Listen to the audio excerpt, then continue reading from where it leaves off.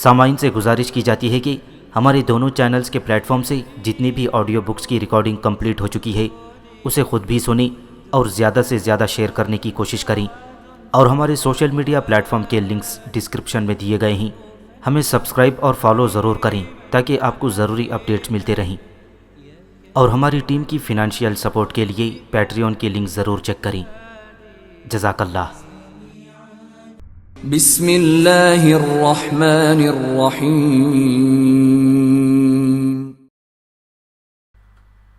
ابلیکا، صدیوں کے سکوت میں لپٹی ایک حسین داستان۔ مصنف اسلم راہی MA۔ ایپیسوڈ 26۔ ہندوستان میں آہستہ آہستہ ایک انقلاب رونما ہو رہا تھا۔ آرین جو کوہستان ہندو کش کے دروں کو عبور کرنے کے بعد کابل کی وادیوں میں داخل ہوئے تھے، اب آہستہ آہستہ زور اور قوت پکڑ رہے تھے۔ آریوں کی آمد کا سلسلہ جاری تھا، گو ابھی تک یہ غالب قوم بن کر تاریخ کے پردے پر نمودار نہ ہوئے تھے، اور اس کی وجہ یہ تھی کہ اس سرزمین کے اندر قدیم لوگ ابھی قوت اور عسکری طاقت میں برتری رکھتے تھے۔ ان قدیم لوگوں کے مختلف گروہ مختلف علاقوں میں آباد تھے جہاں انہوں نے اپنی طاقتور حکومتیں قائم کر رکھی تھیں۔ ان قدیم لوگوں میں گندھارا، مجاوقت، سرنجیا، بھارت، یادو، ترواس، درحیوس، انوس، پورس اور دریچیونت تھے، اور یہ لوگ 11 دریاؤں کی زرخیز زمین پر آباد تھے۔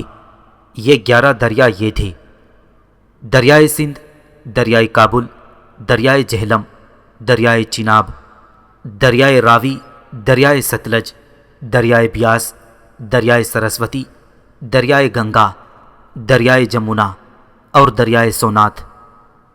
مورخین لکھتے ہیں کہ سندھ کا پرانا نام نیلاب، کابل کا کہا، جہلم کا ویتا ستا، چناب کا اسکینی اور راوی کا پرانا نام پاروشنی، بیاس کا نام ویاس، ستلج کا سقودری اور دریائے سونات کا پرانا نام شسوما تھا۔ آرین بھی انہی قدیم لوگوں کے آس پاس آ کر آباد ہو گئی تھی۔ گو وہ ابھی تک زیادہ تر خیموں میں ہی زندگی بسر کر رہی تھی، لیکن ان کے کچھ قبائل نے مستقل طور پر پختہ گھروں میں آباد ہونا شروع کر دیا تھا۔ ان آرین کا بنیادی مقصد یہ تھا کہ ہندوستان کے ان قدیم باشندوں کو آپس میں لڑوا کر کمزور کیا جائے، اور پھر ایک کے بعد دیگرے ان پر حملہ آور ہو کر انہیں یا تو جلا وطن کر دیا جائے یا بالکل ہی نابود کر دیا جائے اور ان کی سرزمینوں پر قبضہ کر لیا جائے۔ ان قدیم لوگوں کی 10 حکومتوں کو باہر سے مدد ملنے کی کوئی امید نہیں تھی۔ یہ صرف اپنے اتحاد و اتفاق ہی کے بل بوتے پر متحد اور زندہ رہ سکتے تھے۔ آرین نے ان کے اس اتحاد پر بھی ضرب لگانی شروع کر دی تھی۔ پھر آرین کو ایک فائدہ یہ بھی تھا کہ انگنت آرین کوہستان ہندو کش کے دروں کے ذریعے ہجرت کر کے ان کے پاس آ کر آباد ہو رہے تھے، اور یہاں ان 2 جگہوں پر آرین نے اپنی قوت میں خوب اضافہ کر لیا تھا۔ بالفاظ دیگر انہوں نے ہندوستان میں اپنی انفرادی طاقت کو 2 حصوں میں تقسیم کر لیا تھا۔ آریاؤں کے ان 2 گروہوں میں سے ایک کا سردار کاواش تھا اور دوسرے حصے کے سردار کا نام سامبر تھا۔ ہندوستان کی قدیم تاریخ میں اس کا نام کاواش ہی ہے۔ سامبر آریاؤں کا دوسرا بڑا سردار تھا۔ آریاؤں کے ان دونوں سرداروں کاواش اور سامبر آریاؤں کو متحد کر کے ہندوستان کے اصل اور قدیم باشندوں میں گروہ بندی، انتشار اور شکوک پھیلانے کی کوشش کرنے لگے تھے۔ ایک روز صبح ہی سردار سامبر سردار کاواش کے پاس آیا۔ ان دنوں جاڑا اپنی عروج پر تھا، اس لیے کاواش اپنے اہل خانہ کے ساتھ اپنے نئے مکان کی مشرقی دیوار کے ساتھ دھوپ میں بیٹھا ہوا تھا، اور ان کے قریب ہی چھوٹے چھوٹے بچے آگ روشن کیے بیٹھے تھے۔ انہوں نے اپنے قریب کماد کے پھوس کا ڈھیر لگا رکھا تھا، اور آگ پر تھوڑا تھوڑا پھوس رکھ کر وہ اپنے آپ کو گرم رکھنے کی کوشش کر رہی تھی۔ سامبر کو آتا دیکھ کر کاواش کی بیوی اور اس کی لڑکی اٹھ کر مکان کے اندر چلی گئیں۔ سامبر کاواش کے پاس آ بیٹھا، پھر اس نے انتہائی رازداری سے کہا، کاواش، آؤ ان مقامی باشندوں کو آپس میں لڑانے کے لیے کوئی عملی قدم اٹھائیں۔ یاد رکھو، جب تک یہ آپس میں لڑیں گے نہیں تب تک کمزور نہ ہوں گے، اور جب تک کمزور نہ ہوں گے اس وقت تک ہم ان پر قابو نہیں پا سکتے، اور جب تک ہم ان کو زیر کر کے ان پر قابو نہ پالیں اے کاواش، اس وقت تک ہم ان سرزمینوں پر اپنے قدم نہیں جما سکتے۔ ان لوگوں کو آپس میں لڑانے کی جو آج تک ہم چھوٹی چھوٹی کوششیں کرتے رہے ہیں وہ ہر طرح سے ناکام رہی ہیں۔ کاواش نے سامبر کی طرف غور سے دیکھا اور کہا، یہ آج صبح میرے پاس چلے آئے ہو، تو میں کیا اس کا مطلب یہ نہ سمجھ لوں کہ تمہارے ذہن میں ان لوگوں کو آپس میں لڑانے کے لیے کوئی بڑی مؤثر ترکیب آئی ہے؟ سامور نے مسکراتے ہوئے کہا، تمہارا خیال درست ہے، میرے پاس ان لوگوں کو آپس میں لڑانے کے لیے ایک نہیں بلکہ 2 ترکیبیں ہیں۔ کاواش نے دلچسپی کا اظہار کرتے ہوئے کہا، ذرا یہ دونوں ترکیبیں کہو تو میں بھی تو سنوں۔ سامور نے کہا، پہلی ترکیب تو یہ ہے کہ ان کے اندر مذہبی غلط فہمیاں ڈال کر انہیں باہم لڑنے پر مجبور کیا جائے۔ کاواش نے پھر پوچھ لیا، وہ کیسے؟ سامور نے ہونٹوں پر زبان پھیری اور کہا، وہ یوں کہ مذہبی لحاظ سے یہ لوگ 2 بڑے گروہوں میں بٹے ہوئے ہیں۔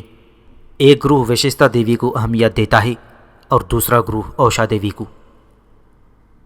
مورخین لکھتے ہیں کہ اوشا دیوی قدیم ہندی اور سنسکرت شاعری میں بڑی اہمیت رکھتی ہے۔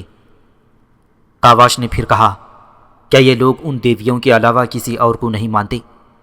سامور نے کہا، نہیں، یہ باقی سب دیوی دیوتاؤں کو بھی مانتے ہیں، لیکن ایک گروہ وششتا کو اور دوسرا گروہ اوشا کو صبح کی دیوی مانتے ہیں، اور دونوں گروہ اپنے اپنے ہاں اپنی اپنی دیوی کو اہمیت دیتے ہیں۔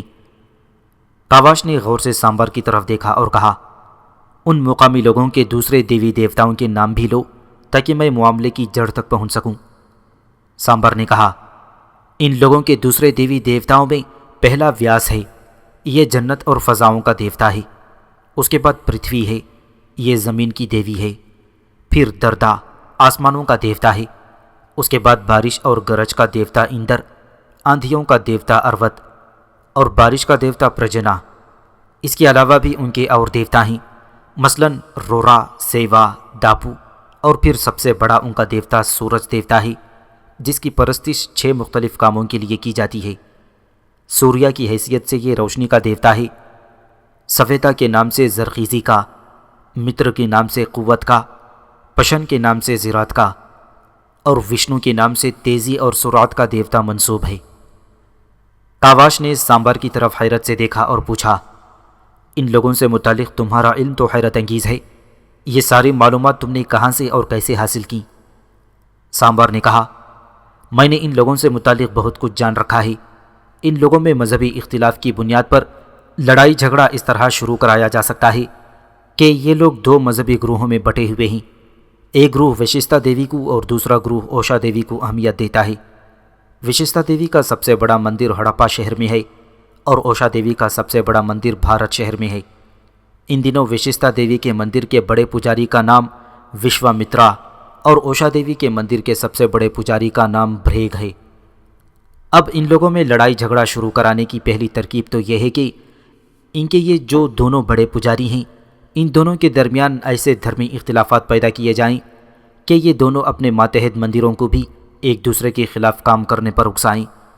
اس طرح ان لوگوں کے درمیان ایسے جھگڑے اٹھ سکتے ہیں جو انہیں کمزور کر سکتے ہیں، اور یوں ہم ان پر قابو پانے میں کامیاب ہو سکتے ہیں۔ انہیں لڑانے اور کمزور کرنے کا دوسرا طریقہ یہ ہے کہ ان دنوں ان کے 2 سب سے بڑے بادشاہ ہیں، ان کے درمیان اختلافات پیدا کیے جائیں، اور اختلافات بھی ایسے کہ یہ لوگ ایک دوسرے کو مرنے مارنے پر تیار ہو جائیں۔ ان دنوں بڑے بادشاہوں میں ہڑپا کا بادشاہ انوس ہے، جس کا تعلق انوس قبیلے سے ہے۔ دوسرا بڑا بادشاہ بھارت قبیلے کا سورداس ہے۔ اب یہ کام ہمارا ہے کہ ہم ہڑپا اور بھارت میں اختلافات پیدا کر کے ان میں جنگ کرائیں اور اپنی بہتری اور ترقی کے لیے راہیں ہموار کریں۔ اپنا سلسلہ کلام جاری رکھتے ہوئے سامور کہتا رہا، ان قدیم لوگوں میں لڑائی اور فساد برپا کرنے کے لیے میں پہلا طریقہ یہ استعمال کروں گا کہ میں جنگجو اور جفاکش قسم کے جوانوں کے 2 گروہ تیار کروں گا، ایک گروہ بھارت اور دوسرے کو ہڑپا کی طرف روانہ کروں گا۔ ہڑپا جانے والے گروہ کا یہ کام ہوگا کہ یہ وہاں وششتا دیوی کے بڑے مندر میں داخل ہوں اور وہاں وششتا دیوی کا سب سے بڑا جو بت ہے اسے توڑ دیں۔ اسی طرح دوسرا گروہ بھارت کے شہر میں اوشا دیوی کے سب سے بڑے مندر میں داخل ہوگا اور وہاں اوشا کے بت کو توڑ دے گا۔ ہڑپا کے مندر میں داخل ہونے والے جوان وششتا دیوی کا بت توڑنے کے بعد وہاں پر یہ تحریر رکھ دیں کہ وششتا دیوی کا بت بھارت شہر کے بڑے پجاری بھریگ کی خوشنودی حاصل کرنے کے لیے توڑا گیا ہے، اور بھارت میں اوشا دیوی کا بت توڑنے والے اس مندر میں یہ تحریر چھوڑیں گے کہ اوشا دیوی کا بت ہڑپا میں وششتا دیوی کے بڑے پجاری وشوامتر کی خوشنودی حاصل کرنے کے لیے توڑا گیا ہے۔ سامبر خاموش ہوا تو کاواش نے کہا، یہ طریقہ تو بہت اچھا ہے، بشرطے کہ کامیاب رہے، اور میں تمہارے اس طریقہ کار سے اتفاق بھی کرتا ہوں۔ سامبر اٹھ کھڑا ہوا اور کہا، بس میں تمہاری تائید چاہتا تھا، اب میں جاتا ہوں اور اپنے اس منصوبے کو عملی صورت دیتا ہوں۔ سامبر وہاں سے چلا گیا۔ رات اپنے اختتام پر تھی۔ سحر یاقوت و لعل کی طرح چمکتی ہوئی نمودار ہو رہی تھی۔ خوابوں کے زندان ٹوٹنے لگے تھے، محرومیوں کی آگ بجھنے لگی تھی۔ روشنی اندھیرے کے گلے میں پھندا ڈال کر اسے ہواؤں کی طرح نگلتی جا رہی تھی۔ عزازیل اپنے ساتھیوں کے ساتھ اس مکان میں داخل ہوا جس کے اندر یافان، عارب، بیوسا اور نبیتا ٹھہرے ہوئے تھے۔ اس وقت وہ لوگ صبح کے ناشتے کی تیاری کر رہے تھے۔ عزازیل کو دیکھ کر وہ چاروں اس کے گرد جمع ہو گئے۔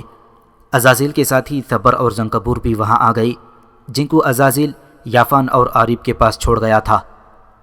انہوں نے دیکھا کہ عزازیل کے ہاتھ میں جلتی ہوئی ایک مشعل تھی اور اس کے باقی ساتھیوں میں سے ایک کے ہاتھ میں کھلے منہ کا ایک برتن تھا جو بنولوں سے بھرا ہوا تھا، دوسرے کے ہاتھ میں مٹی کا ایک منہ بند برتن تھا۔ پھر عزازیل نے یافان، عارب، بیوسا اور نبیتا کو مخاطب کر کے کہا، اے میرے عزیزوں، کیا تم یقین کر لو گے کہ ابلیکا اور یوناف دونوں اس وقت میری گرفت اور قابو میں ہیں؟ یافان اور عارب نے ایک دوسرے کی طرف غور سے دیکھا۔ پھر عارب نے تعجب اور خوشی کے ملے جلے جذبات میں پوچھا، اے آقا، تیری ذات کی قسم، یہ آپ کیسا انکشاف کر رہے ہیں؟ آپ تو یہ کہہ کر گئے تھے کہ واپس آ کر آپ یوناف کے خلاف کوئی عملی قدم اٹھائیں گے، لیکن اب آپ کہہ رہے ہیں کہ ابلیکا اور یوناف دونوں ہی آپ کے قبضے میں ہیں۔ عزازیل نے کہا، سنو میرے عزیزوں، میں ٹھیک کہتا ہوں، ابلیکا اس وقت میرے قبضے میں ہے، اور یوناف کو میں ان وحشی قبائل کے تہ خانوں پر مشتمل زندان کے اندر بند کر کے آ رہا ہوں۔ اس کے سارے علوم اور شکتیاں، اس کے سارے اسرار اور اس کی ساری یادداشتیں میں نے اس کے ذہن سے صاف کر دی ہیں۔ اب وہ عام انسانوں جیسا ایک انسان ہے جس سے تم اپنی پسند اور خواہش کے مطابق انتقام لے سکتے ہو۔ عارب نے منت کرنے کے انداز میں کہا، اے آقا، کیا آپ ہمیں اپنے اس معرکے کی تفصیلات نہ بتائیں گے تاکہ ہم جان سکیں کہ آپ نے یوناف اور ابلیکا کو ایک ساتھ کیسے زیر کر لیا؟ عزازیل نے کہا، میں تمہیں ان دونوں کو اپنی گرفت میں لانے کی تفصیلات بھی سناؤں گا اور تم لوگوں کو ان تہ خانوں میں بھی لے جاؤں گا جن کے اندر میں نے یوناف کو بے بس کر کے بند کر دیا ہے۔ پھر عزازیل ایک کمرے میں داخل ہوا۔ اس کے اشارے پر اس کے ایک ساتھی نے بنولوں سے بھرا ہوا جو برتن اٹھا رکھا تھا وہ فرش پر رکھ دیا، اور اس کے دوسرے ساتھی نے جو ایک بندے ہوئے منہ والا برتن اٹھا رکھا تھا اس نے ڈھکن کھولا اور تیل جیسی کوئی چیز ان بنولوں سے بھرے ہوئے برتن میں انڈیل دی۔ پھر عزازیل نے ہاتھ میں پکڑی ہوئی اور جلتی ہوئی مشعل بلند کی اور اپنے بھرپور تفاخر سے اس نے کہا، ابلیکا کو میں نے اس شعلے کے اندر محصور کر رکھا ہے، اور یہ برتن جو تم دیکھ رہے ہو کہ بنولوں سے بھرا ہوا ہے اور اس کے اندر السی کا تیل ڈالا گیا ہے۔ ساتھ ہی عزازیل نے تیل میں ڈوبے بنولوں کو آگ لگا دی اور وہ مشعل کی طرح جلنے لگے۔ پھر عزازیل نے ہاتھ میں پکڑی مشعل کا کپڑا بھی کھول کر اس جلتے ہوئے بنولوں کے برتن میں ڈال دیا، اور ساتھ ہی اس نے پھر کہا، اے میرے عزیزو، ابلیکا اب مشعل کی آگ سے ان بنولوں کی آگ میں منتقل ہو گئی ہے۔ اس برتن کے بنولے چند روز تک جلتے رہیں گے، پھر جل کر راکھ ہو جائیں گے، تاہم آگ بجھ جائے گی یا جلتی رہے گی۔ ابلیکا پر میں نے ایسا عمل کیا ہے کہ وہ بنولوں کی اس راکھ میں بھی محصور پڑی رہے گی اور یہاں سے باہر نہ نکل سکے گی۔ اب چلو میرے ساتھ، میں تم سب کو تہ خانوں کی طرف لے جاتا ہوں جہاں میں تمہیں یوناف کی قسم پرسی اور بے بسی دکھاؤں گا، اور راستے میں تم کو تفصیل بھی بتاؤں گا کہ میں نے کیسے اور کہاں ان دونوں کو قابو کیا ہے۔ عزازیل کے ساتھی یافان، عارب، بیوسا اور نبیتا چپ چاپ اس کے ساتھ ہو لیے۔ اس وحشی قوم کے تہ خانوں پر مبنی زندان کی طرف جاتے ہوئے عزازیل نے عارب، یافان، بیوسا اور نبیتا کو مخاطب کرتے ہوئے کہا، اے میرے عزیزو، اب میں تم لوگوں کو ان تہ خانوں کی طرف لے جا رہا ہوں جن کے اندر میں نے یوناف کو بے بس کر کے زنجیروں میں باندھ رکھا ہوا ہے۔ اب وہ ایک عام انسان ہے اور بے ضرر ہے، تاہم اس کی طبعی قوتیں اور طاقتیں اس میں ضرور ہیں۔ اس موقع پر عارب نے عزازیل کو مخاطب کرتے ہوئے کہا، اے میرے آقا، آپ نے ابھی تک ابلیکا اور یوناف کو اپنی گرفت میں کرنے کی تفصیل تو بتائی ہی نہیں۔ تھوڑی دیر کی خاموشی کے بعد عزازیل نے پھر کہا، سنو میرے عزیزوں، میں گزشتہ شب دشمن قبیلے کے سردار ایتال کی حویلی کی طرف گیا تھا۔ اس وقت رات آدھی کے قریب جا چکی تھی۔ میں ایتال کی حویلی میں داخل ہوا، پھر میں اس کمرے کی طرف گیا جس میں یوناف ٹھہرا ہوا تھا۔ وہ گہری نیند سویا ہوا تھا، اور میری خوش قسمتی کہ اس وقت ابلیکا بھی اس کے پاس نہیں تھی۔ میں نے موقع کو غنیمت جانا، میں فوراً حرکت میں آیا اور سوتے میں یوناف کا ذہن صاف کر کے اسے ہر چیز سے محروم کر دیا، صرف اس کی طبعی خصوصیت اس کے پاس تھی۔ اسی وقت میں نے کمرے کے اندر ایک حصار بنا دیا جو ابلیکا کے لیے ایک پھندا تھا۔ تھوڑی دیر بعد جب ابلیکا یوناف کی طرف آئی تو وہ اس پھندے میں پھنس کر رہ گئی۔ میں نے فوراً کمرے میں جلتی ہوئی مشعل لی اور اس کی لو میں ایک دوسرے عمل کے ذریعے ابلیکا کو محصور کر دیا۔ اس کے بعد میں نے اپنے ساتھیوں کو بلایا اور ان کی مدد سے سوتے میں ہی یوناف کو زندان میں لے آیا، اور اب وہ وہاں زنجیروں میں جکڑا بے بس اور مجبور پڑا ہوا ہے۔ اور سنو میرے رفیقوں، سردار اسور اور سوریان بھی اس وقت وہیں ہیں، کیونکہ وہ دونوں یوناف کو دیکھنے کے بڑے خواہش مند تھے۔ عارف نے اعتراض کرنے کے انداز میں کہا، اے آقا، آپ سردار اسور کے بیٹے کو کبھی سوریا اور کبھی سوریان کہہ کر پکارتے ہیں، اس کا اصل نام کیا ہے؟ عزازیل نے کہا، اس کا اصل نام تو سوریان ہی ہے، لیکن اسے سوریا کہہ کر پکارنے میں بھی کوئی حرج نہیں ہے۔ جواب میں عارف خاموشی رہا، کیونکہ وہ اب تہخانے میں داخل ہو گئی تھی۔ عزازیل ان سب کو لے کر ایک ایسے تہخانے میں داخل ہوا جہاں سردار اسور اور سوریان یا سوریا اپنے محافظوں کے ساتھ کھڑے تھے، اور ان کے سامنے دو جوان موٹی موٹی زنجیروں میں تہخانے کے ستونوں کے ساتھ جکڑے ہوئے تھے۔ ان دونوں میں سے ایک یوناف تھا۔ وہ سب اسور اور سوریا کے پاس جا کھڑے ہوئے۔ عزازیل نے کہا، میرے عزیزوں، دیکھو یوناف اس وقت کیسی عبرت خیز حالت میں ہے۔ یہ وہی یوناف ہے جو کبھی انگنت فوق البشری قوتوں کا مالک تھا اور تم سب کے لیے ناقابل تسخیر بنا ہوا تھا۔ اور یہ جو دوسرا جوان زنجیروں میں جکڑا ہوا ہے، اس کا نام اوسیلا ہے۔ یہ سردار اسور کے قبیلے کا سب سے طاقتور جوان ہے۔ اس نے ایک بار چونکہ سردار اسور کے خلاف بغاوت کی تھی، لہٰذا اسے ان تہخانوں کا اسیر بنا دیا گیا ہے۔ میرا اور اسور کا ارادہ ہے کہ یوناف اور اوسیلا کو آپس میں لڑا کر تماشا دیکھا جائے۔ یہ مقابلہ یقیناً تم سب کے لیے بھی دلچسپی کا باعث بنے گا۔ یافان نے مطمئن اور مسکراتی ہوئی آواز میں کہا، یقیناً یہ مقابلہ دلچسپی سے خالی نہ ہوگا۔ مجھے یہ کیسا عجیب لگ رہا ہے کہ یوناف اپنی ساری قوتوں سے محروم ہو کر ہمارے سامنے زنجیروں میں جکڑا پڑا ہے۔ اس دوران سردار اسور آہستہ آہستہ اسیلا کی طرف بڑھا اور اسے مخاطب کرتے ہوئے اس نے کہا، اے اسیلا، میں جانتا ہوں کہ تیرا گناہ بڑا بھیانک اور تیرا جرم بڑا کریہا ہے، اس کے باوجود میں ایک شرط پر تمہیں آزاد اور معاف کرنے کو تیار ہوں۔ اسیلا نے بڑی بے چینی اور بےتابی سے پوچھا، میری معافی اور آزادی کی کیا شرط ہے؟ اسور نے یوناف کی طرف اشارہ کرتے ہوئے کہا، یہ جوان جو تمہارے ساتھ تہخانے میں زنجیروں میں جکڑا ہوا ہے، اس کا نام یوناف ہے۔ اگر تو اس کے ساتھ مقابلہ کر کے اسے زیر کر دے تو میں تجھے معاف کر دوں گا اور تیری آزادی کو بحال کر دوں گا۔ اسیلا نے خوشی اور اطمینان کا اظہار کرتے ہوئے کہا، مجھے یہ شرط منظور ہے۔ سردار اسور نے اپنے محافظوں کو حکم دیا، ان دونوں کو زنجیروں سے آزاد کر دو تاکہ اس مقابلے کی ابتدا ہو سکے۔ محافظ فوراً آگے بڑھے۔ یوناف اور اسیلا کو انہوں نے زنجیروں سے آزاد کر دیا۔ جب اسیلا کی زنجیریں کھل گئیں تو وہ یوناف پر حملہ آور ہونے کے لیے بڑی تیزی سے آگے بڑھا۔ یوناف نے اسے سمجھانے کے انداز میں کہا، اے اجنبی، میں نہیں جانتا تو کون ہے اور میری طرح کن جرائم کی پاداش میں تجھے یہاں لایا گیا ہے، پر سن رکھ، میرے ساتھ مقابلے میں تجھے تباہی اور بربادی اور ناکامی اور نامرادی کے سوا کچھ بھی نہ ملے گا۔ اس مقابلے سے باز رہ اور ان زنجیروں کی زندگی کو ہی اپنائے رکھ، ورنہ اس مقابلے کے بعد تیرے پاس پچھتاوے کے علاوہ کچھ نہ ہوگا۔ اسیلا نے یوناف کی بات پر کوئی دھیان نہ دیا اور آگے بڑھ کر اس نے ایک زوردار گھونسا یوناف کی گردن پر دے مارا۔ اس اچانک حملے سے لڑکھڑا کر یوناف انتہائی بے بسی کے عالم میں زمین پر گر پڑا۔ اس موقع پر یوناف کی اس بے بسی پر عارف، بیوسا، نبیتا اور یافان کے علاوہ عزازیل نے بھی خوشی سے قہقہے بلند کیے۔ زمین پر گرے ہوئے یوناف پر اسیلا نے لگاتار اپنے پاؤں کی ٹھوکروں سے ضربیں لگائیں، جس کے نتیجے میں یوناف کی پیشانی سے خون بہہ نکلا۔ پھر دفتن برق کے کوندے کی طرح تیزی سے یوناف اٹھ کھڑا ہوا۔ اب وہ انتہائی غضبناک دکھائی دے رہا تھا۔ اس نے اسیلہ کی طرف دیکھتے ہوئے کہا، لگتا ہے تو انسان کے بچوں کی طرح نہ مانے گا۔ اب میری طرف آ، پھر دیکھ میں تیرا کیا حشر کرتا ہوں۔ اسیلہ نے پھر آگے بڑھ کر یوناف پر ضرب لگانا چاہی تو اس نے اسیلہ کا ہاتھ پکڑ لیا اور للکارتی ہوئی نگاہوں سے اس کی طرف دیکھتے ہوئے کہا، اگر تجھ میں ہمت ہے تو اپنے اس ہاتھ کو ذرا مجھ سے چھڑا کر دیکھ۔ اسیلہ نے انتہائی کوشش کی کہ وہ یوناف سے اپنا ہاتھ چھڑا لے، لیکن کامیاب نہ ہو سکا۔ اس کے ساتھ ہی یوناف نے 2 زوردار مکے اس کے پیٹ میں دے مارے۔ اسیلہ درد کی شدت سے بری طرح کرراہ اٹھا اور دوہرا ہو کر رہ گیا۔ یوناف نے اسے فوراً اپنے دونوں ہاتھوں پر اٹھا لیا اور اسے فرش پر پٹک دیا۔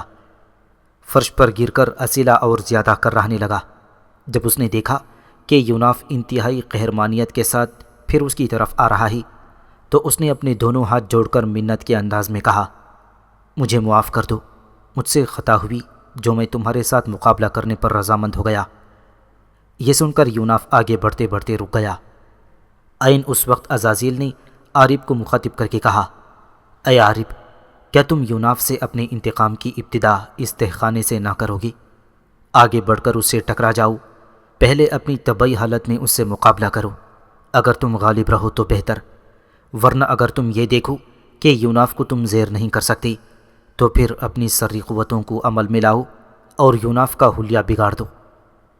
عارب فوراً آگے بڑھا اور یوناف کی پشت پر آ کر اس نے ایک زوردار گھونسا اس کی گردن پر رسید کر دیا۔ اس حملے کے لیے یوناف تیار نہ تھا، لہٰذا وہ اپنا توازن کھو بیٹھا اور تہخانے کے فرش پر گر گیا، مگر فوراً ہی اپنے آپ کو سنبھالتے ہوئے جب اس نے اٹھ کر عارب کی طرف دیکھا تو اس کی حالت بدل گئی۔ اس کی کیفیت ایسی ہو گئی جیسے اس نے کوئی تنگ مشروب پی لیا ہو۔ اس کے چہرے پر قہر کی بارش ہونے لگی تھی، سینے سے چنگاریاں پھوٹنے لگیں اور آنکھیں آگ برسانے لگیں۔ پھر اس نے عارب کو مخاطب کرتے ہوئے کھولتے ہوئے لہجے میں کہا، اے عارب، کیا تو بھی مجھ سے ٹکرانے لگا؟ کیا میں نے اس سے قبل تجھے ایک بار کوہستان نوس کے اندر اور دوسری بار جبل قاسیون کے اوپر شکست سے دوچار نہ کیا تھا؟ پر اس میں تیرا کیا قصور؟ تو حضرت آدم علیہ السلام کے جس بیٹے کی نسل سے ہے وہ بھی ایسا ہی تھا، ورنہ وہ اپنے بھائی حابیل کو کیوں قتل کرتا؟ پھر یوناف آہستہ آہستہ عارب کی طرف بڑھا۔ عزازیل، بیوسا، نبیتا اور یافان بڑے انہماک اور دلچسپی سے ان دونوں کی طرف دیکھ رہے تھے۔ قریب آ کر یوناف نے عارب پر ایسی ضرب لگائی کہ وہ اچھل کر دور جا گرا۔ پھر یوناف اس پر پل پڑا، اس نے اسے دم نہ لینے دیا تھا۔ عارب نے سنبھلنے کی کوشش کی لیکن کامیاب نہ ہو سکا، کیونکہ یوناف نے اس پر لاتوں اور گھونسوں کی بارش کر دی۔ عارب کی حالت ایسی ہو رہی تھی جیسے کوئی نادان اور کمسن بچہ اپنے غضبناک باپ کے ہاتھوں پیٹ رہا ہو۔ عزازیل، یافان، بیوسا اور نبیتا پریشان اور فکر مند دکھائی دے رہے تھے۔ عارب کے جسم پر کئی جگہ سے خون بہہ نکلا تھا اور اس کا جسم یوناف کی مار سے پھٹنے لگا تھا۔ اچانک وہ اپنی سری قوتوں کو حرکت میں لایا اور یوناف کے نیچے لیٹے لیٹے اس نے ایسا حربہ استعمال کیا کہ یوناف بری طرح فضا میں اچھل کر تہخانے کی سنگی ستون سے جا ٹکرایا۔ اس کے بعد جو عارب نے یوناف کو مارنا شروع کیا تو بس الامان، اپنی سری قوتوں سے مار مار کر یوناف کو اس نے ادموا کر دیا۔ پھر یوناف کے سر کے بال پکڑ کر اس کے منہ پر ایک زوردار تمانچہ مارتے ہوئے عارب نے پوچھا، کیا تم میرے ہاتھوں اپنی شکست تسلیم کرتے ہو؟ یوناف نے نیم مردہ سی آواز میں کہا، ہاں، میں اپنی شکست تسلیم کرتا ہوں۔ تب عارب نے یوناف کو چھوڑ دیا۔ ابلیکا نے احتیاط کے طور پر اس کے گلے میں جو چمڑے کا ٹکڑا ڈالا تھا جس پر وہ تحریر کندہ تھی، جسے پڑھ کر یوناف اپنی ساری کھوئی ہوئی قوتیں حاصل کر سکتا تھا۔ یوناف اس سے کام لینا بھی بھول چکا تھا، کیونکہ عزازیل نے اس پر ایسا عمل کیا تھا جس کی وجہ سے وہ اپنی ساری سری اور لاہوتی قوتیں بھول چکا تھا جو ابلیکا سے وابستہ تھیں۔ اس موقع پر سردار اسور نے گرج کر اپنے محافظوں سے کہا، ان دونوں کو جکڑ کر سونے کے کانوں میں کام کرنے کے لیے لے جاؤ۔ چاروں محافظوں نے یوناف اور اسیلہ کو زنجیروں میں جکڑا، پھر انہیں باہر لے گئے۔ عزازیل، عارب، بیوسا اور نبیتا اور یافان بھی سردار اسور اور اس کے بیٹے سوریا کے ساتھ تہخانوں سے نکل کر بستی کی طرف چل پڑے۔ حضرت ابراہیم علیہ الصلاۃ والسلام نے اپنا قیام ارض فلسطین میں ہی رکھا ہوا تھا۔ یہاں آپ نے قطور نام کی ایک اور عورت سے بھی شادی کر لی، جس کے بطن سے آپ کے بیٹے زمران، یقشان، مدان، مدیرج، مدین، اشبغ اور شوق پیدا ہوئے تھے۔ جن دنوں حضرت ابراہیم علیہ الصلاۃ والسلام کے ہاجرہ میں سب سے بڑے فرزند حضرت اسماعیل علیہ الصلاۃ والسلام ابھی شیر خواری ہی میں تھے، تو خدائے واحد نے آپ علیہ الصلاۃ والسلام کو وحی کی، ہم تمہیں کعبۃ اللہ کی دوبارہ تعمیر کے عظیم الشان کام پر مامور کرتے ہیں۔ ہم تمہیں اس جگہ کی نشاندہی کر دیں گے جہاں کعبۃ اللہ کی تعمیر ہونا ہوگی، تاکہ اس تعمیر ہونے والے گھر کو پاک صاف کر کے آپ طواف اور نماز سے آباد کریں۔ لیکن اس گھر کی تعمیر سے پہلے اپنے چہیتے لخت جگر اسماعیل اور اپنی رفیقہ حیات ہاجرہ کو اس سنسان اور بیابان جگہ چھوڑ آؤ جہاں کعبے کی تعمیر ہونی ہے، تاکہ تمہارے اس بیٹے کی وجہ سے یہ زمین آباد ہو جائے۔ خداوند قدوس کے اس حکم کی تعمیل کے لیے حضرت جبرائیل علیہ الصلاۃ والسلام براق لے کر حضرت ابراہیم کی خدمت میں حاضر ہوئے، تاکہ تعمیل ارشاد ربانی میں تاخیر نہ ہو۔ حضرت ابراہیم نے اپنی بیوی ہاجرہ اور بیٹے اسماعیل کو ساتھ لیا اور اس براق پر ارض حجاز کی طرف روانہ ہوئے۔ دوران سفر جب آپ علیہ الصلاۃ والسلام کا گزر کسی بستی کے اوپر سے ہوتا تو آپ علیہ الصلاۃ والسلام جبرائیل سے پوچھتے، کیا یہی ہمارا مقصود سفر ہے؟ اس کے جواب میں حضرت جبرائیل فرماتے، نہیں، ابھی آپ کا سفر جاری ہے۔ آخرکار آپ ایک ایسی سرزمین میں داخل ہوئے جس کی زینت صرف خاردار جھاڑیاں اور ببول کے درخت تھی۔ ہر طرف خشک و بے آب و گیاہ گھاٹیاں تانک جھانک کر رہی تھیں۔ پھر ایک ناہموار اور خشک ٹیلے کے پاس سفر ختم ہوا اور حضرت جبرائیل نے اس سرخ ٹیلے کی طرف اشارہ کر کے کہا، یہ ہے وہ جگہ جہاں آنے والے دور میں بیت اللہ کی تعمیر کرنا ہوگی۔ چنانچہ جبرائیل آپ کو وہاں چھوڑ کر چلے گئے۔ حضرت ابراہیم کو بھی وہاں رکنے کے بجائے کوچ کر جانے کا حکم تھا، لہٰذا آپ نے حضرت ہاجرہ اور حضرت اسماعیل کو زمزم والی جگہ پر ایک درخت کے نیچے بٹھا دیا اور دونوں ماں بیٹے کو صبر کی تلقین کر کے جب آپ وہاں سے روانہ ہونے لگے تو ہاجرہ نے پوچھا، اس لقودق صحرا اور چٹیل میدان میں ہمیں تنہا چھوڑ کر آپ کہاں جا رہے ہیں، جبکہ یہاں نہ کوئی ہمارا مؤنس و مددگار ہے اور نہ ہی کوئی ایسی چیز جس سے حیات کا سلسلہ جاری رہ سکے؟ حضرت ابراہیم علیہ الصلاۃ والسلام نے اس بات کا کوئی جواب نہ دیا اور وہاں سے روانہ ہو گئے۔ حضرت ہاجرہ آپ کے پیچھے بھاگیں اور آپ کا دامن تھام کر پوچھا، کیا یہ مشیت ایزدی ہے؟ اور کیا خداوند مہربان نے آپ کو ہمیں یہاں چھوڑ کر چلے جانے کا حکم دیا ہے؟ تب حضرت ابراہیم علیہ الصلاۃ والسلام نے کہا، ہاں، یہ مشیت ایزدی ہے اور میرے رب نے مجھے ایسا ہی کرنے کا حکم دیا ہے۔ یہ سن کر حضرت ہاجرہ نے طمانینت اور سکون سے کہا، اگر یہ اس کا حکم ہے جو ہم سب کا رب ہے تو پھر آپ بے شک تشریف لے جائیے۔ اب میں فکر مند نہیں ہوں، وہ ہمیں ضائع نہیں کرے گا، اپنے رب پر ہمیں کامل بھروسہ ہے۔ پھر حضرت ہاجرہ واپس لوٹیں اور حضرت اسماعیل کو گود میں لے کر اس سنسان صحرا اور ریگستان میں بے یار و مددگار بیٹھ گئیں۔ حضرت ابراہیم جب رخصت ہو کر سنیا نامی ٹیلے کے پاس پہنچے تو آپ کو یقین ہو گیا کہ ہاجرہ اب ان کا پیچھا نہیں کر رہیں۔ آپ اس ٹیلے کے پاس بیٹھ گئے اور مڑ کر دیکھا، اب انہیں وہ جگہ دکھائی نہ دے رہی تھی جہاں آپ علیہ الصلاۃ والسلام نے اپنے رب کے حکم سے اپنی بیوی اور بیٹے کو چھوڑا تھا۔ آپ علیہ الصلاۃ والسلام نے اپنا رخ اس سرخ ٹیلے کی طرف کیا جس پر بعد میں کعبۃ اللہ کی تعمیر ہونے والی تھی، اور انتہائی عاجزی اور انکساری سے اپنے رب سے دعا کی، اے ہمارے رب، میں اپنی اولاد کو تیرے محترم گھر کے قریب ایک چٹیل میدان میں جو ناقابل زراعت ہے آباد کرتا ہوں تاکہ وہ نماز کا اہتمام کریں۔ تو لوگوں کے دلوں کو ان کی طرف مائل فرما دی اور انہیں پھلوں سے رزق عطا فرما تاکہ وہ تیرا شکر ادا کریں۔ یوں حضرت ابراہیم علیہ الصلاۃ والسلام واپس ارض فلسطین کی طرف چلے گئے۔ حضرت ہاجرہ کے پاس جو پانی کا ذخیرہ تھا وہ جلد ہی ختم ہو گیا، یہاں تک کہ آپ کے پاس پینے کو پانی کا ایک قطرہ نہ تھا۔ حضرت اسماعیل پیاس کی شدت سے تل ملا اٹھے۔ حضرت ہاجرہ کبھی تو اپنی تنہائی اور بے بسی کا خیال کرتیں اور کبھی پیاس سے بے حال ہوتے حضرت اسماعیل کی طرف دیکھتیں۔ اس بھیانک جنگل میں نہ تو کوئی انسان تھا اور نہ ہی کوسوں دور کسی بستی کا نشان تھا، اور اس پر مستزاد یہ کہ اس بے آب و گیاہ وادی میں پانی ملنے کی کوئی امید نہیں تھی۔ حضرت اسماعیل کا اضطراب اور بے چینی دیکھ کر حضرت حاجرہ دل برداشتہ سی ہو کر اٹھیں اور قریب ہی جبل صفا کی طرف بھاگیں۔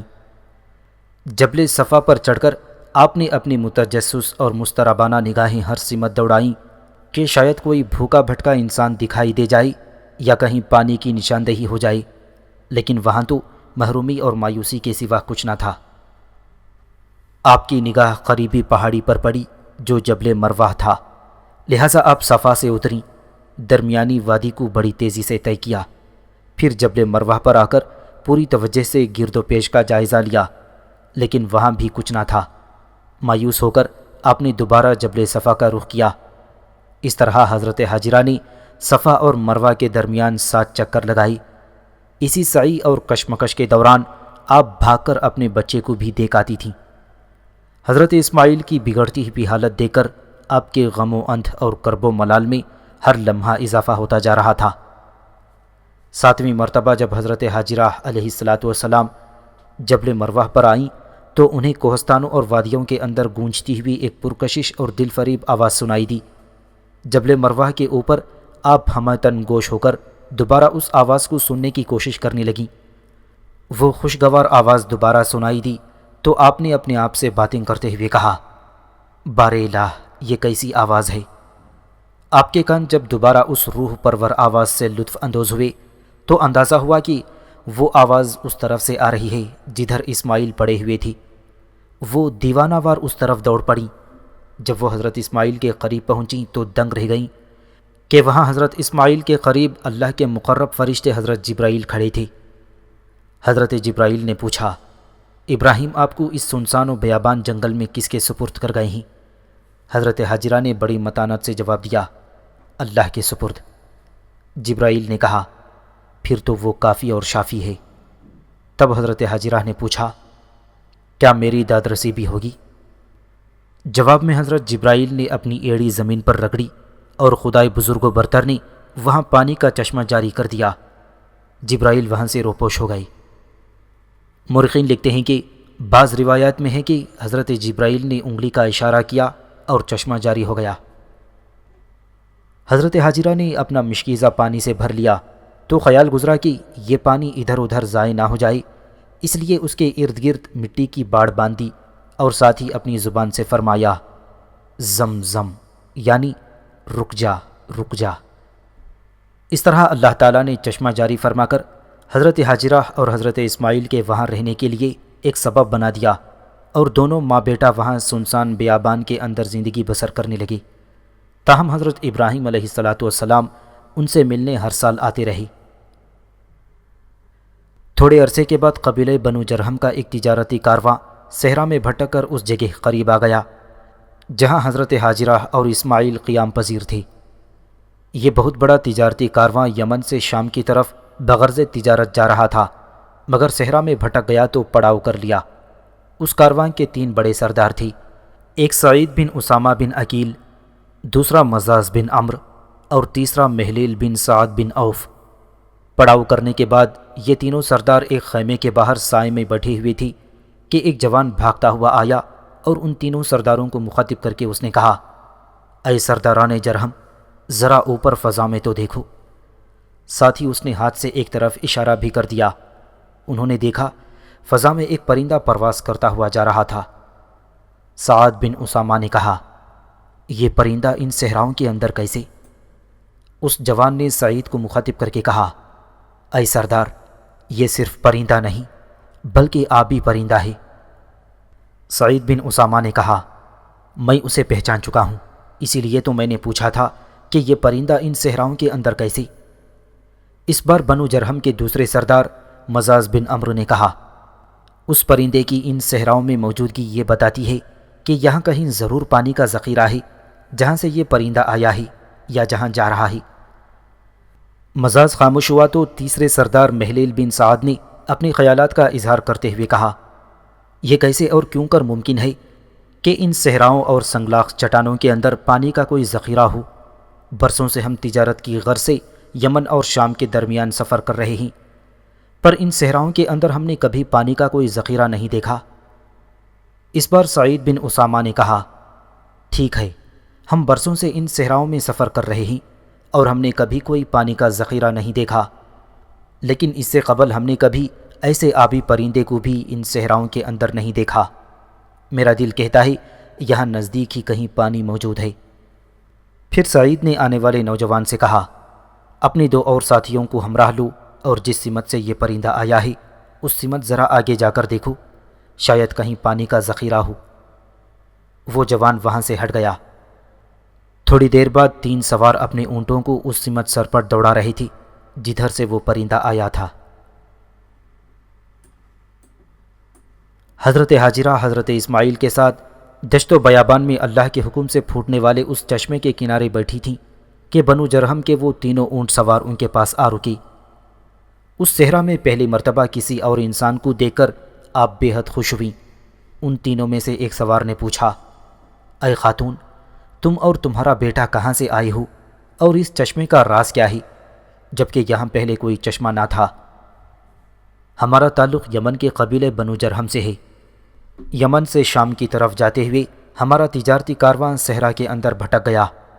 اس دوران ہمیں فضا میں ایک آبی پرندہ اڑتا دکھائی دیا جو اسی طرف سے آیا تھا، لہٰذا ہمیں شک ہوا کہ ادھر پانی کا ذخیرہ موجود ہے۔ ہمارے سردار نے ہمیں اس طرف روانہ کر دیا اور اب اس چشمے اور اس کے ارد گرد جمع ہونے والے پانی کو دیکھ کر ہمارے اندازے درست ثابت ہو گئے ہیں۔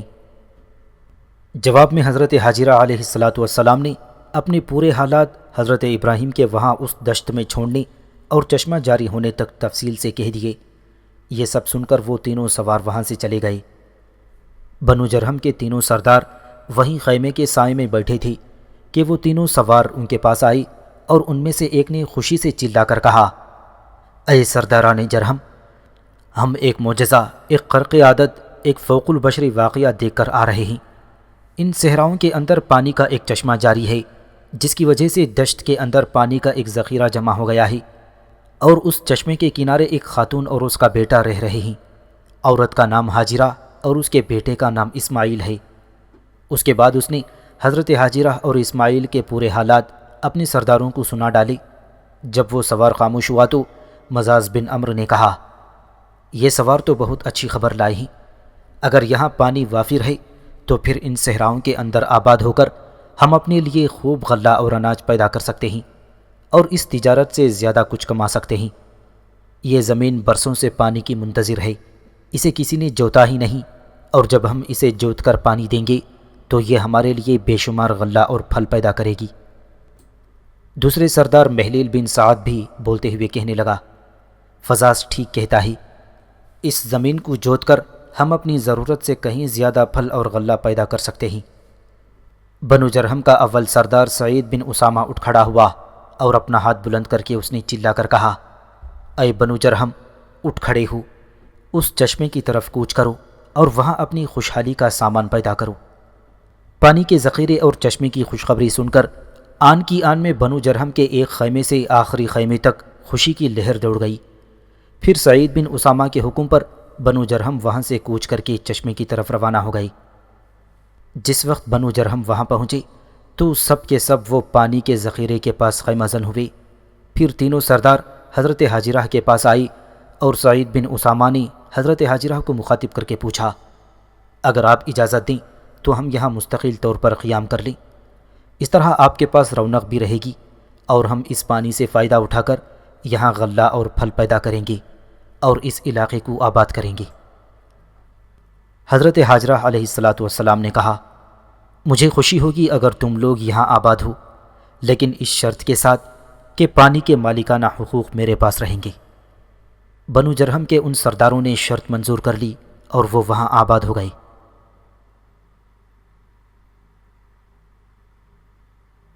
آریوں کے 2 بڑے سردار کاواش اور سامبر نے ہندوستان کے قدیم باسی ڈراویڈوں کے خلاف جو لائحہ عمل تیار کیا تھا اسے انہوں نے عملی صورت دینے کے لیے کام شروع کر دیا تھا۔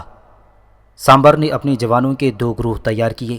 ایک گروہ اس نے ہڑپا کی طرف روانہ کر دیا، جس نے ہڑپا شہر کی سب سے مقدس و محترم دیوی وشستھا کا بت توڑ دیا تھا، اور اس ٹوٹے بت کے مندر میں دیوار پر انہوں نے کوئلے سے نمایاں کر کے لکھ دیا کہ یہ کام انہوں نے بھارت شہر کے بڑے پجاری بھریگ کے اعمہ پر اور اسی کی خوشنودی کے لیے کیا ہے۔ جوانوں کا دوسرا گروہ بھارت شہر میں داخل ہوا۔ وہاں اس گروہ نے شہر کی ہر دل عزیز اور زیادہ چاہی جانے والی دیوی اوشا دیوی کا بت توڑ دیا اور اس بت کے مندر کے اندر یہ تحریر لکھ دی، یہ بت انہوں نے ہڑپا شہر کے بڑے پجاری وشوامتر کی خواہش و خوشی کی خاطر توڑا ہے۔ سامبر کی اس حرکت کا خاطر خواہ اثر ہوا تھا۔ آریاؤں کے ان دو بڑے سرداروں کا مدعا یہ تھا کہ پہلے ہندوستان کے مقامی باشندوں کو آپس میں لڑوا کر کمزور کر دیا جائے، اس کے بعد اپنی لشکروں کے ساتھ آگے پیش قدمی کر کے ڈراویڈوں پر آخری ضرب لگا کر ان کے وسیع و عریض علاقوں پر قبضہ کر لیا جائے۔ دوسری طرف ڈراویڈ آریاؤں کی اس چالاکی اور فریب سے بے خبر تھے۔ جب ہڑپا اور بھارت شہروں میں وہاں کے بڑے پجاریوں بھریگ اور وشوامتر کے نام استعمال کرتے ہوئے اوشا دیوی اور وششتا دیوی کے بت توڑے گئے تھے، تو دونوں بڑے پجاریوں نے ایک دوسرے کے خلاف محاذ قائم کر لیا۔ انہوں نے اپنے اپنے ماتحت مندروں کو بھی حکم دے دیا تھا کہ وہ ایک دوسرے کو خوب برا بھلا کہیں، اور مندروں کے اندر پوجا پاٹ کے لیے آنے والوں کو بھی تلقین کریں کہ وہ ایک دوسرے کے خلاف آواز بلند کریں۔ ہڑپا اور بھارت دونوں حکومتوں کے حالات دن بدن بد سے بدتر ہوتے چلے گئے۔ ڈراویڈوں کی شمالی ہندوستان میں اس وقت تقریباً 10 حکومتیں تھیں، گویا 10 بادشاہ وہاں حکومت کر رہے تھے۔ ہڑپا کے بادشاہ انوس اور بھارت کے بادشاہ سورداس نے دوسرے بادشاہوں کو اپنے ساتھ ملانے کی کوششیں شروع کر دی تھیں۔ ان کوششوں کے نتیجے میں 4 بادشاہ انوس کے ساتھ اور 4 ہی سورداس کے ساتھ شامل ہو گئے۔ پھر ان 10 بادشاہوں کے درمیان ہولناک جنگ ہوئی، جس میں سورداس اور اس کے ساتھیوں کو شکست ہوئی اور انوس کامیاب رہا۔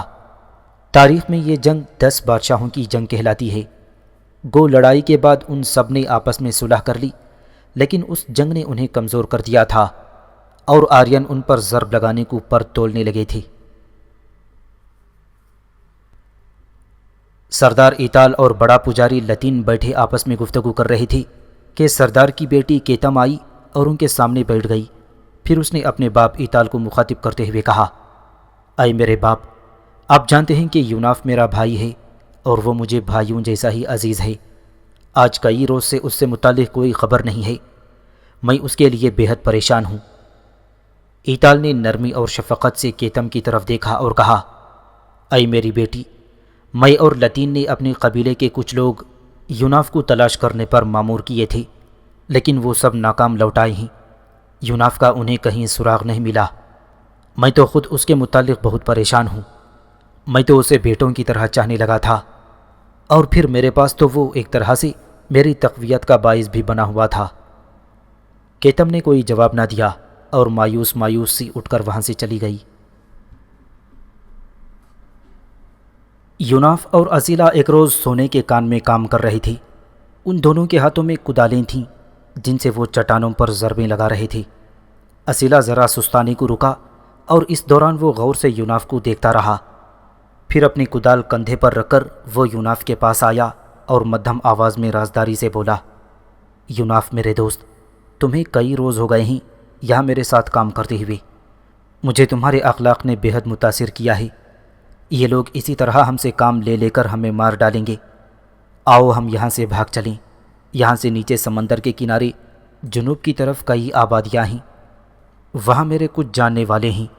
یہاں سے بھاگ کر ہم دونوں وہاں جا رہیں گے، پھر یہ لوگ ہمیں نہ پا سکیں گے کیونکہ وہ قبائل ان سے طاقتور ہیں۔ یوناف کے چہرے پر مسکراہٹ آ گئی۔ میں تم سے مکمل اتفاق کرتا ہوں، چلو یہاں سے بھاگ چلیں۔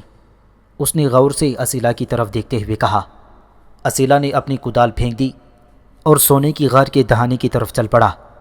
یوناف نے اسے تنبیہ کرتے ہوئے کہا، اسیلا، یہ کیا حماقت کر رہے ہو؟ اپنی کدال اپنے پاس رکھو، یہ تمہیں ہتھیار کا کام دے گی۔ اسیلا مڑا اور اپنی کدال پھر اٹھا لی۔ دونوں کان کے دہانے کی طرف بڑھے۔